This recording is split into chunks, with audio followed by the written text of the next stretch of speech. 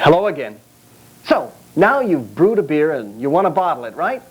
But why? Why not just drink it now? 'Cause I said so, that's why! No, really. There are two reasons why you want to bottle your beer. The first is carbonation. That's pretty self-explanatory. Most people don't like flat beer. But the other reason is to age your beer. You see, aging allows the flavors to blend and mature, giving your beer a full, finished flavor. Now, in the carboy here, I have the beer we're going to bottle today. You see this stuff at the bottom? It's called trub. It's made of hop residue and expired yeast cells. Now, we want to limit the amount of this stuff that gets into our bottles. Now, to bottle your beer, you're going to need some stuff. This is my sanitized plastic 5-gallon bucket with spigot. You'll see why the spigot's so handy later on. And this is my racking cane. You see, anytime you move beer from one container to another, it's called racking. And you see this device on the end? This will limit the amount of trub that gets pulled into the tube. That could stop our siphon. Over here, I have a large plastic container, which I filled with water and added a tablespoon of bleach for sanitizing. Into that went my 5 feet of plastic tubing. Now, we're going to use corn sugar to feed the yeast, so our beer will be nicely carbonated. Now, we use corn sugar because it adds no new flavors. For a 5-gallon batch of beer, we'll use between a half a cup and 3/4 of a cup. You can get corn sugar from your homebrew supplier.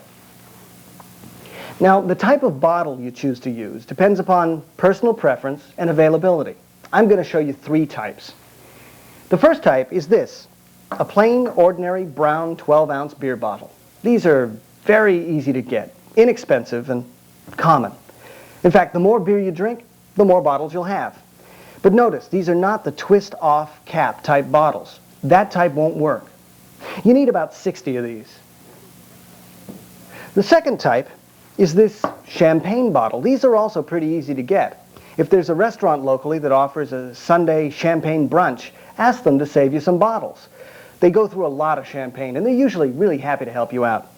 Now, you got to make sure that you get bottles from California champagne, because bottles used elsewhere have a larger opening, so your cap won't fit. These hold about 24 ounces, so you're going to need about 30 of them. The third type is this, a reclosable bottle. You may be familiar with Grolsch beer, which is still sold in this style of bottle. Now, the big advantage here is that you don't need caps or a capper, and you can reclose it if you don't finish a whole beer. But how often does that happen? Now, these are about 16 ounces, so you may need to drink a lot of Grolsch to get the 40 bottles you'll need. Now, no matter what bottle you use or combination of bottles, just remember that 5 gallons of beer equals 640 ounces. So do the math and figure out how many bottles you'll need ahead of time before you start bottling. There's nothing sadder than running out of bottles while you still got a gallon of beer to rack. Now, if you're using the 12-ounce bottles or the champagne bottles, you're going to need some caps. These are inexpensive, and you get them through your homebrew supplier. What I have here are called print overruns. That simply means that they've got some printing on them. You can get some without the printing if the printing bothers you, but make sure you get enough. There's nothing sadder than having enough bottles than running out of caps. Now, before you use your caps, you're going to want to sanitize them, and there are 2 ways to do that. You can throw them in a pan of water and boil them for 15 minutes, let them cool, and use them as needed. Or, I think it's easier just to throw them in your sanitizing solution for a while and rinse them off before you use them. Now, you're also going to need a capper, and I have 2 types here. This one is called a wing capper, but what I prefer to use is this. It's called a bench capper. I got mine from a hardware store of all places, but you can get one from your homebrew supplier. Now, if you're using the reclosable type, you don't need a capper or caps, but you do need this, a rubber seal, which you have to inspect to make sure it's not cracked and it's still flexible. You can get these from your homebrew supplier also, and you're going to want to sanitize them too. Now, no matter what kind of bottles you choose, you're going to have to clean them. Using a bottle brush, scrub them both inside and out. Look at them to make sure there are no cigarette butts stuck to the bottom or lipstick around the lip. And if you've saved your old beer bottles, you're going to want to remove the labels. This will take a bit of soaking and scrubbing, but once you've got enough, you won't have to do it again. Just save your bottles between batches. Now I've got a special helper cleaning my bottles today. Haley, you done with those bottles yet? That's my daughter Haley. See, kids can be helpful. Now we got to move the beer from the carboy into our priming bucket. To do that, I've got to remove the lock and the hood and insert my sanitized racking cane. Now I sanitized this in the tub with my bottles, but you could do it in a 5-gallon bucket. Now just insert it into the beer and attach it with this clip. That'll help keep it steady. And then I attach my sanitized rubber tubing. Now I measured this before I sanitized it.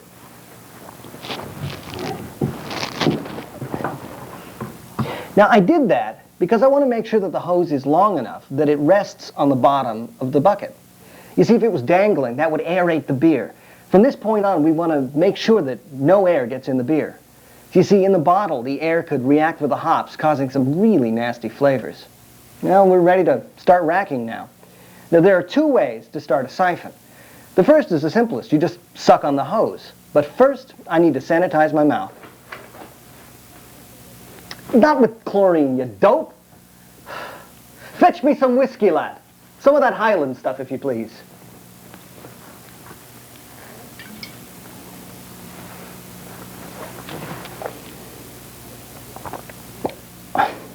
I was going to spit that. Really, I was. But that'd be a waste of good whiskey now, wouldn't it? You could use brandy, vodka, whiskey, or even antiseptic mouthwash. And no, you don't have to swallow it. All right, let's start the siphon.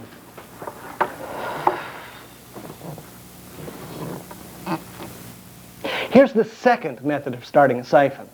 First, sanitize your mouth.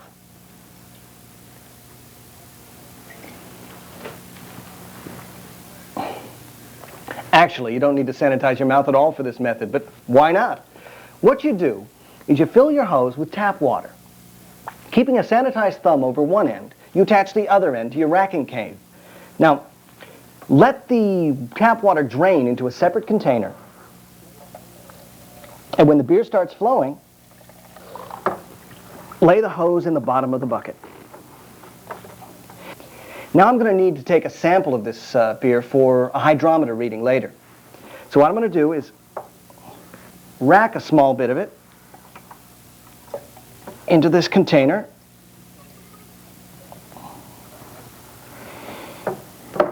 And set it aside. You know, it really doesn't matter what the alcohol content is. You're going to bottle it anyway, right? While the beer is racking, I'm going to tell you about the primer. Now in this pan I have a cup of water. And into that I added a 1/2 cup of corn sugar. Now I'm only using a 1/2 cup for this recipe because this beer requires less carbonation. I simply dissolve the sugar in the water, then let it simmer for 5 minutes, being careful not to let the water boil away. Then the sugar would burn. And I let it cool so it doesn't scald the yeast.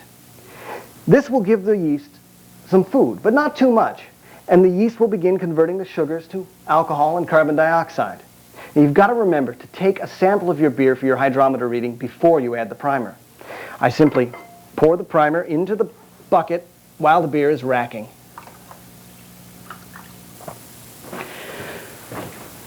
Well, we've gotten as much out of this carboy as we ever will. And don't worry if there's a little left in the bottom. One of the sad facts of bottling is we can't get every drop. Well, now we need to remove this stuff and replace it with a bucket. Now we just attach another piece of sanitized hose. Well, we're ready to rack the beer into the bottles now. If you don't have a spigot bucket, you're going to be hating life right now.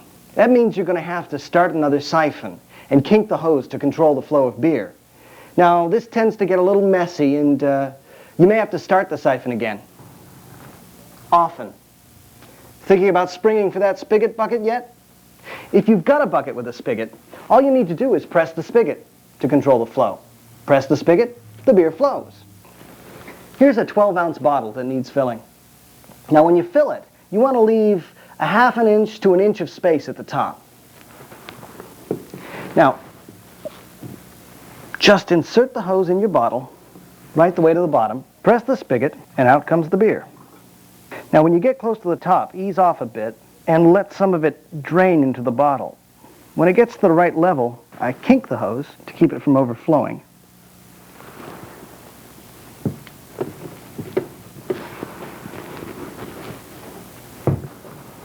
And cap it.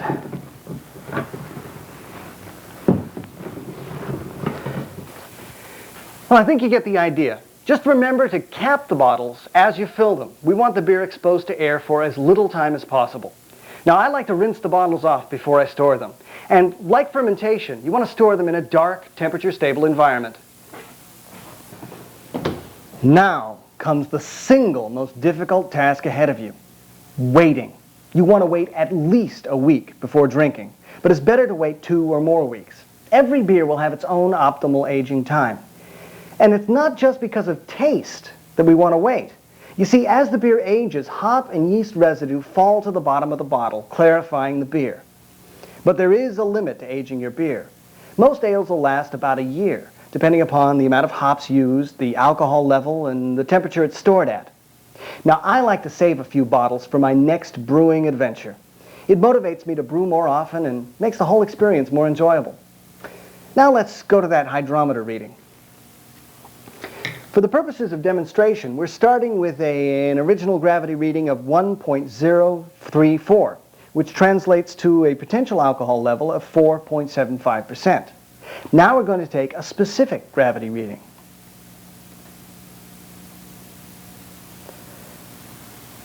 Our beer now has a specific gravity of 1.006, which translates to a potential alcohol of 1%. Now, subtracting the specific gravity reading from the original gravity reading gives us an alcohol level of 3.75%. And don't toss this down the drain. Drink it. It'll give you an idea what your beer is going to taste like. Now, while your beer is aging, it's a good time to think about labels. These are some pre-gummed labels that you can get from your homebrew supplier. At the very least, you want to note the date brewed. This is in case you misplace a few bottles of beer. That sounds impossible, but believe me, it happens to me all the time. One day while I was rummaging around in the garage, I found these. Now, your labels don't have to be as fanciful as these, but notice the date. These beers are really old, and trust me, they taste really bad. I only save them as examples. The label is also a good place to note the recipe you used for future reference. Now this is the beer we brewed for the making of this show. Now this beer's got a sediment. When you serve your beer, the sediment can detract from the clarity and color of your beer, so you don't want to pour it in.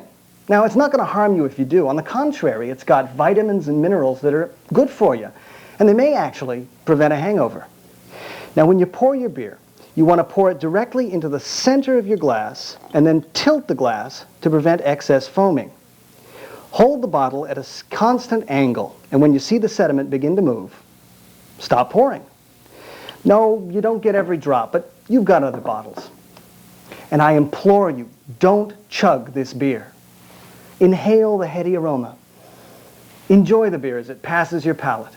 And above all, share it with a friend. Well, that's it. The whole brewing process from beginning to end. I hope it inspired you. And I hope every beer you brew is a success. Remember, home brewing is not a means to an end. Home brewing is about the means to the end. But the end is surely the reward. Thanks again. Good luck and good brewing.